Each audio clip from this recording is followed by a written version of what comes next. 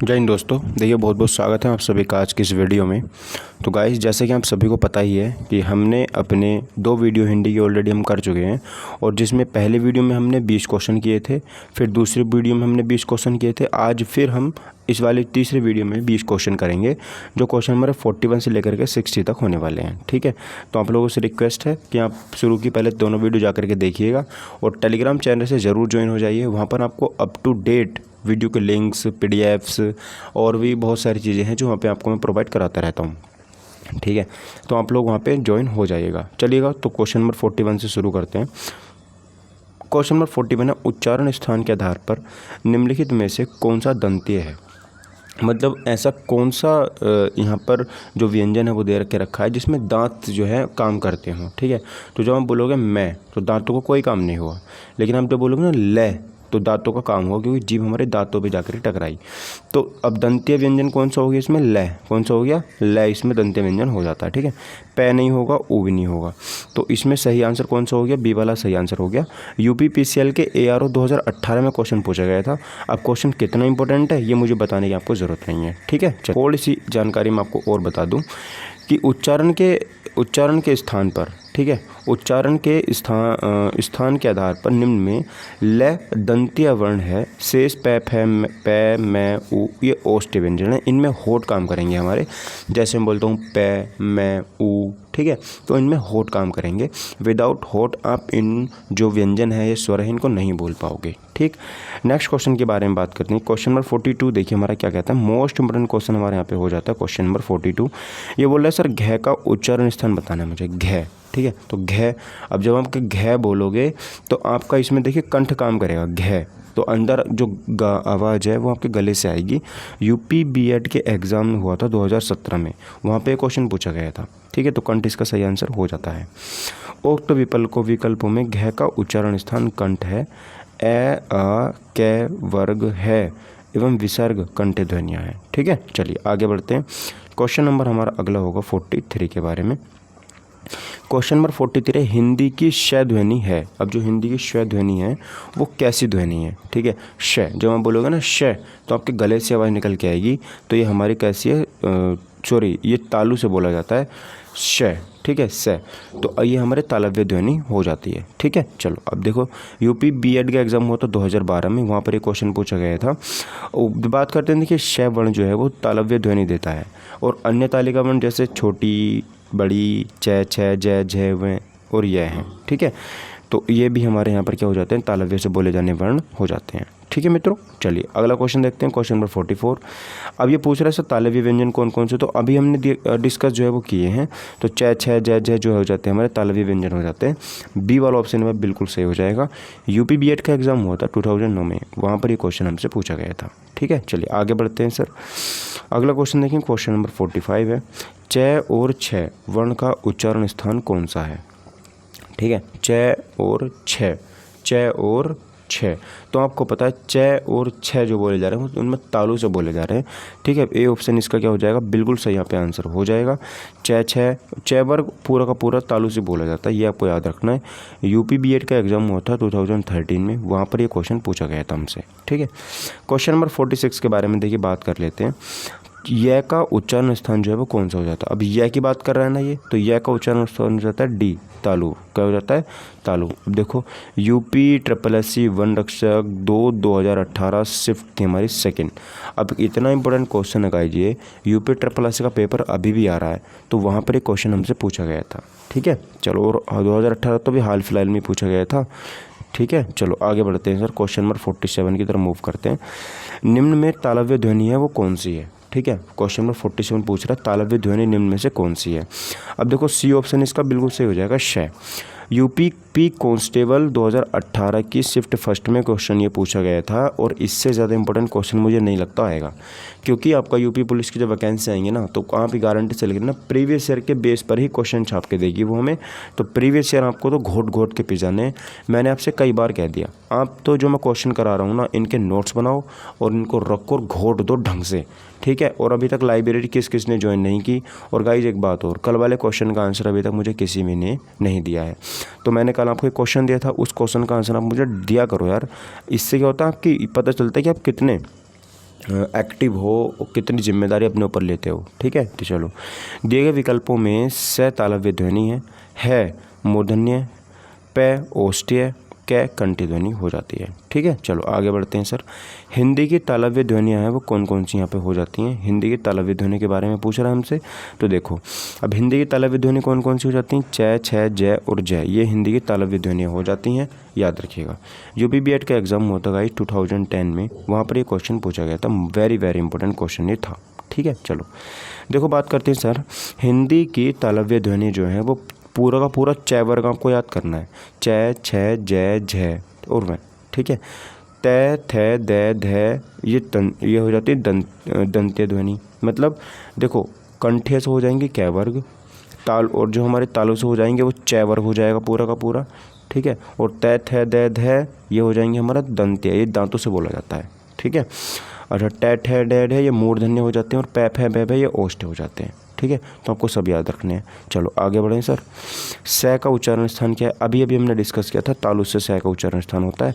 Uttar Pradesh police constable 18/6/2018 द्वितीय पाली में question पूछा गया था, इम्पोर्टेंट क्वेश्चन है। क्वेश्चन नंबर 50 की बात करते हैं। च वर्ग ध्वनियाँ किस वर्ग में आती हैं। अब च वर्ग ध्वनि की बात कर रहे हैं। यूपीएसआई बैच 3 14 दिसंबर 2017 को क्वेश्चन पूछा गया था। अब च वर्ग ध्वनियाँ कौन कौन सी आती हैं, तो वो च वर्ग अभी मैंने क्या बताया था आपको, किससे बोली जाती हैं। ये च वर्ग जो होती हैं तालु से बोली जाती हैं। इसको ऑप्शन सी वाला सही हो जाएगा। ठीक है, चलो आगे बढ़ें सर क्वेश्चन नंबर 51 की तरफ। चलिए देखिए गाइस, अब हम बात करते हैं यहाँ पे थोड़ा सा इस क्वेश्चन के बारे में आपको मैं और बता देता हूँ। देखो च वर्ग पूरा का पूरा च, छ, ज, झ व ध्वनियाँ तालव्य के अंतर्गत आती हैं। कंठे के अंतर्गत पूरा का पूरा क वर्ग आता है, और दंत्य में पूरा का पूरा यहाँ पे कौन सा आता है, त वर्ग आता है, याद रखिएगा। ठीक है, चलो क्वेश्चन नंबर 51 के बारे में बात करते हैं। ढ वर्ण का उच्चारण जो स्थान है वो कहाँ और किस वर्ग में आता है, रिक्त स्थान हेतु विकल्प चुने। अब देखो ढ वर्ग के बारे में बात कर रहे हैं, तो ये ट, ठ, ड, ढ में आता है, और ट, ठ, ड, ढ जो है वो यहाँ पर ट वर्ग का चौथा वर्ग होता है। ट वर्ग का चौथा लेटर है, कौन सा है, ट वर्ग का चौथा लेटर यहाँ पे हो जाता है। यूपीएसआई जो बैच था उसमें 22 दिसंबर 2017 को 3rd शिफ्ट में पूछा गया था ये। ठीक है, और ये ट वर्ग कहाँ से बोला जाता है, मूर्धा से बोला जाता है। कहाँ से, मूर्धा से ही बोला जाता है।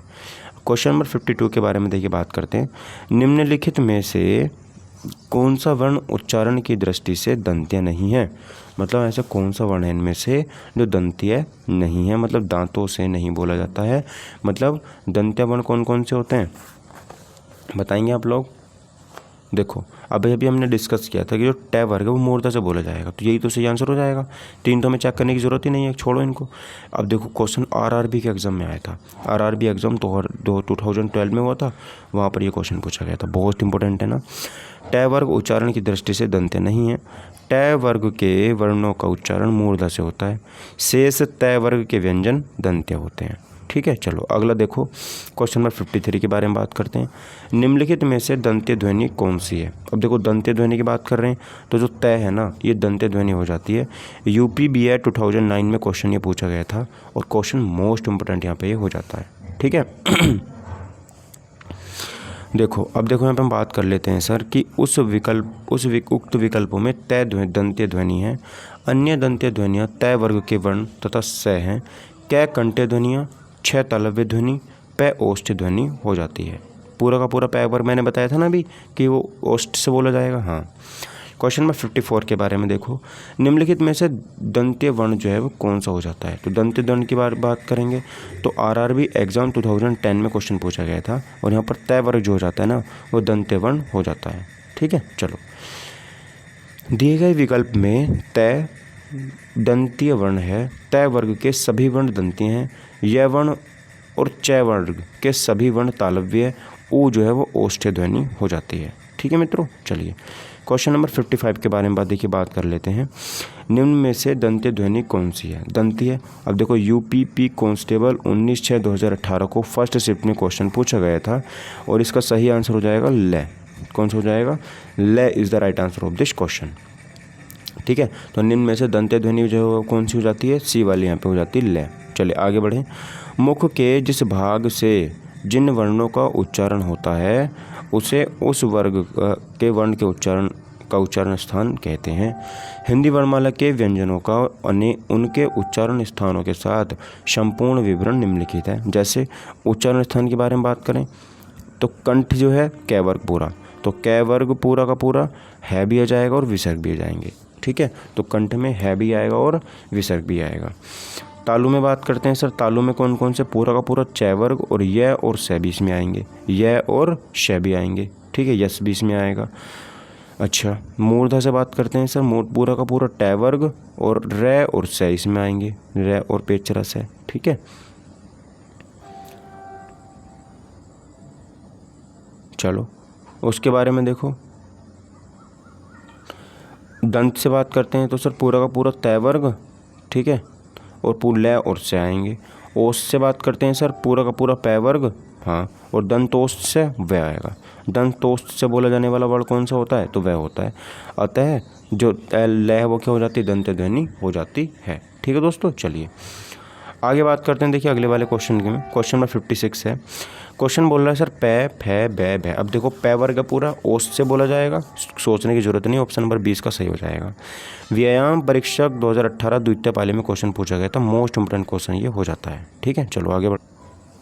देखिए मित्रों, ये बोल रहा है सर उत्तर यहाँ पे बी वाला हो जाएगा, क्योंकि पै फै बै भै में ये ओष्ठ्य व्यंजन होते हैं। दंत्य व्यंजन में मैंने बताया था आपको तै थे दै दै हो जाते हैं। तालव्य मैंने आपको बताया था चै छे जै जै में आते हैं, और कंठी में मैंने बताया था आपको कै खे गै गै हणे आते हैं। ठीक है, चलो बात करते हैं क्वेश्चन नंबर 57। हिंदी की जो बै ध्वनि है वो कहाँ से आती है, तो हिंदी की बै ध्वनि पै फै बै भै है ना, पै फै बै, तो ये ओष्ठ्य से आती है ना, तो ओष्ठ्य ध्वनि हो जाती है। बी वाला ऑप्शन बिल्कुल सही यहाँ पे हो जाएगा। यूपी बीएड एग्जाम 2007 में क्वेश्चन पूछा गया था हमसे, तो इम्पोर्टेंट क्वेश्चन यहाँ पे हो जाता है। हिंदी की बै ध्वनि ओष्ठ्य ध्वनि है, पै वर्ग के वर्ण ओष्ठ्य ध्वनि के अंतर्गत आते हैं। ठीक है, क्वेश्चन नंबर 58 देखिए, वह का उच्चारण स्थान क्या है, तो दंत ओष्ठ कौन सा हो जाता है, दंत ओष्ठ इसका उच्चारण स्थान हो जाता है वह। तो दैव इसमें होठ भी काम करते हैं और इसमें दांत भी काम करते हैं। लोअर फर्स्ट परीक्षा 2015 में क्वेश्चन पूछा गया था, इंपॉर्टेंट क्वेश्चन है। ठीक है, चलो आगे बढ़ते हैं क्वेश्चन नंबर 59 की तरफ। क्वेश्चन नंबर 59 है, निम्नलिखित ध्वनियों में से कौन सी दंतोष्ठ्य है, मतलब दांतों से बोली जाती है और ओठों से बोली जाती है। तो अभी तो हमने देखा वह इसका सही आंसर हो जाएगा। आरआरबी एग्जाम 2001 में क्वेश्चन पूछा गया था, तो इंपॉर्टेंट है कि नहीं, हाँ सर। तो सही क्या हो जाएगा, दिए गए विकल्पों में वह ध्वनि दंतोष्ठ्य है, थ दंत्य ध्वनि तथा पै और मैं ओष्ठ्य ध्वनि हो जाती हैं। निम्नलिखित में से कौन टै वर्ग में नहीं है। अब देखो टै वर्ग की बात करें, अब टै वर्ग जो बोला जाता है वो पूरा का पूरा मूर्धा से बोला जाता है। ठीक है, तो इसमें ध जो है ये नहीं है, ये दंत्य से बोला जाता है, क्योंकि ये तै वर्ग का क्या हो जाता है, वर्ण हो जाता है। ठीक है, परिचालक परीक्षा में पूछा गया था क्वेश्चन, ये देख लो इंपॉर्टेंट कितना है। देखो दिए गए वर्णों में से ध वर्ण टै वर्ण के अंतर्गत नहीं आता है। हिंदी वर्णमाला में व्यंजनों के 5 वर्ग होते हैं तथा प्रत्येक वर्ग में 5-5 व्यंजन शामिल होते हैं। इन वर्गों का नाम वर्ग के पहले वर्ण के अनुसार रखा गया है। जैसे कै वर्ग पूरा का पूरा कंठ से बोला जाएगा, चै वर्ग पूरा का पूरा कहाँ से बोला जाएगा, तालु से बोला जाएगा, और टै वर्ग बताओ मूर्धा से, तै वर्ग दंत्य से, पै वर्ग ओष्ठ्य से। अच्छा, पांचों वर्गों के इन्हीं व्यंजनों को हम स्पर्श व्यंजन के नाम से भी जानते हैं। चलो आगे बढ़ते हैं सर। देखो भाई हमारे 60 क्वेश्चन थे वो हमारे कंप्लीट हो चुके हैं। हाँ मतलब अब हमने 20 क्वेश्चन फिनिश हो गए, आज तो 13 मिनट में ख़त्म हो गए। तो भाई आपके लिए लास्ट क्वेश्चन यहाँ पे मैं घर से दे रहा हूँ। इस क्वेश्चन का आप लोग आंसर करके बताएंगे कि इनमें से कौन सा वर्ण स्पर्श व्यंजन नहीं है। ठीक है, तो चलिए ये आपको आंसर बताना है, यूपी बीएड का क्वेश्चन है। तो भाई चलिए मिलते हैं अगली वीडियो में। Thank you for watching my video, take care, bye, जय हिंद, वंदे मातरम।